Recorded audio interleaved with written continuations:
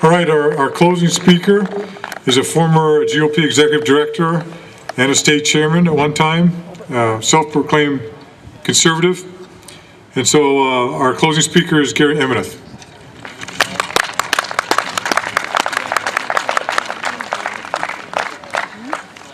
Well, I appreciate all of you hanging in here till the end. You know, America elected a community organizer in 2008, and I'm not sure there's anybody in this country who would have organized the Republican Party or the Tea Party better than he did. So I think that's a good start. You know, in 2 weeks, what I believe could be the most significant election in my lifetime or in our country's history will be in the record books. Now, some people might say that I'm going to overstate the facts, but I don't think so. If things continue the way they are in this country, there won't be a country left. Our country will be destroyed at the way they're spending in Washington. There'll be nothing left for us. However, if we regain a voice in Washington, and I saw Rick Berg here today, and I appreciate Rick coming out and coming to this event like this, because I've said, if there's no candidates that are willing to come to a Tea Party, I'm not sure I could vote for them, Republican or not. Why would they not be here for what's being said at an event like this? Why can they not support that?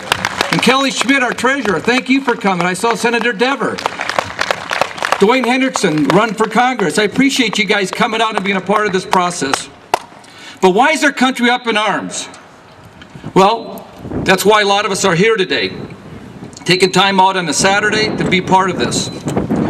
What hangs in the balance as we lead into the November election is quite simple. It's the destiny of our individual freedom and our representative democracy as we know it. Some people are saying that I'm exaggerating when I make those statements, but if you look around and read the news and talk to your neighbors and relatives and friends, and even the lukewarm, apolitical person out there that says, you know, I don't want to talk about politics, that coworker that just says, I'm not interested, and they walk away, they're out there looking for voters' guides. Why is that? Well, I think it's really quite simple. I think it breaks down into two parts, the what and the who. The what and the who. Who's behind this surge in the interest in this electorate that's coming on this election cycle? Probably more interest than ever. I'm going to talk about that what in a few seconds, but I believe I am standing in front of the who. You guys are the ones that are driving that. In fact, this election cycle, a poll came out in the Washington Post this last week that said that normally it's around 42% of interest in voting in a non-presidential election year. And the Democrats are right at 42%. Republicans typically are at 42%. You know what the Republicans are at this time? 57%. The Tea Party, those that are Tea Party, it's 74%.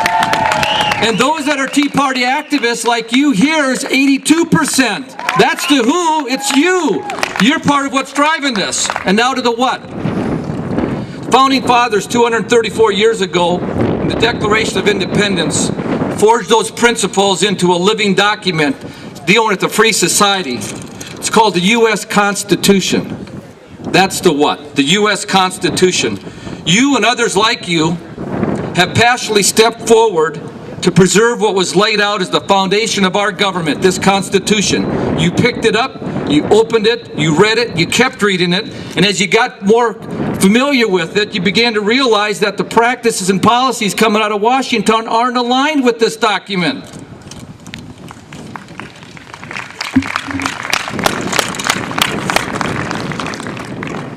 You know, you can see, you know, I'm not a lawyer, and you don't have to be a lawyer to run for Congress, and Rick Berg knows that, and that's why he's going to be our next congressman. Woo! And you don't have to have an Ivy League education to be president, and I'd be better off if we didn't have one, I think. But there's something going on in this country, and it's nothing but common sense can't see. You know, you can watch late night talk show hosts, and you can hear the pundits and late night shows making fun of politicians or people giving up of their lives as a freedom-loving American like you out here being made fun of on the Tonight shows. But you know what? They haven't estimated what's going on with people like you that are here today. Well, they were talking, you decided to start walking, and you're out here on a Saturday where it's a little chilly, and you're sitting out here listening to people like myself. But more importantly, it's when you guys come out and take the mic and speak to the issues that's important to you. And it's about time this happens in this country, and it continues. Many of you have been going out working with candidates, putting up yard signs, making phone calls, going door to door, donated money. You've written letters to the editors Mike Botchenbacher talks about. You know, I grew up in the anti-establishment mood of the 60s and 70s, and I suspect many of you have here too. But here we are today, the political activists. Recently, I was in Washington, D.C. at a Faith and Freedom conference, and two Tea Party patriots spoke, the founders of an organization called the Tea Party Patriots. And being a Reagan Republican as I am, I listened, and there were a lot of people in that room that day listening, and a lot of Republicans, some pretty renowned Republicans were there, and they were all nodding their head at what those Tea Party Patriot founders were saying. And that group, that man, that woman that spoke to us that day, they represent an organization of 2,800 chapters around this country. And as a Republican Party chairman, you think of it, there's about 2,500 state, district and county organizations statewide. In one election cycle, the Tea Party movement, the Tea Party Patriots, that's one group of the Tea Party movement, has 2,800 organizations around this country. There's something going on around here, and I think it's about time. And what they talked about was energy engagement in a way that the traditional partisan people like myself have been struggling with.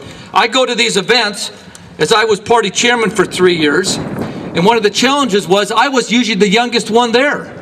And the problem with that is we're not going to change the landscape of our country and do a better job of running this country until everybody gets involved, and I'm talking to you out here today. What you guys need to do, those of you out here as part of the Tea Party with your friends and family and relatives, my challenge is you to step beyond gatherings like this and make your voice be heard. On a more encouraging note, when I was in Washington, D.C., down the hall, there was a group getting together called the Sharon Statement. And I'd never heard of what the Sharon Statement was about, and I thought it was some liberal group, and I went up and asked them what it was about. And it was an organization celebrating, it was on 9/11, it's celebrating its 50th anniversary.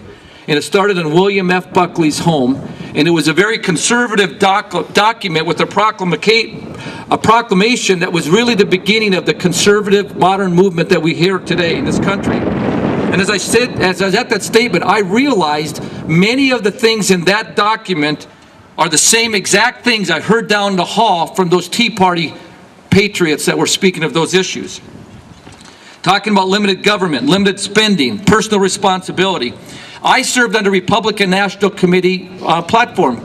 That platform is very consistent to what I heard from the Tea Party Patriots and what was in the Sharon document. The problem we have is many people say they believe it, but we elect them, we send them here, and they do nothing about it. And I don't care what party that is. But I want to say that